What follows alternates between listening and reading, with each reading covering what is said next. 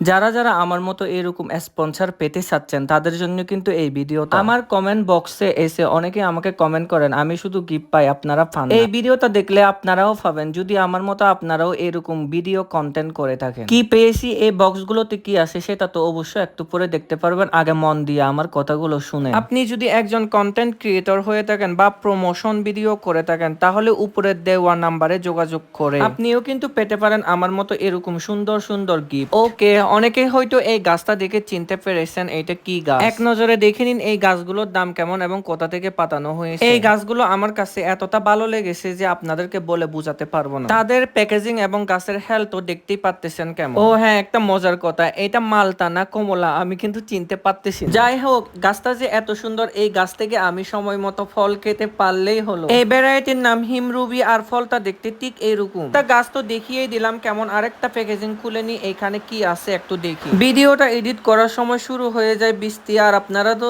জানেন যে আমার বাসাটা টিনের বাড়ি, তাই হয়তো বা বাইরে বৃষ্টির আওয়াজ শুনতে পারতেছেন। ধন্যবাদ গ্রিন স্টেশন এগ্রোকে আমাকে এত সুন্দর গাছ পাতানোর জন্য। আর আপনারা যদি এরকম গাছ নিতে চান তাহলে কিন্তু ভাইয়ার সাথে যোগাযোগ করতে পারেন। ভাইয়ার পেজের লিঙ্কটা আমি ডিসক্রিপশন বক্সে দিয়ে দিয়েছি। এই গাছটাকে দেখতেছেন কত কিউট, এহেমে 34 এই আইডিটার নাম, আর ফলটা দেখতে ঠিক এরকম। তো আজকে এতটুকুই, ভালো থাকবেন সবাই, বাই বাই।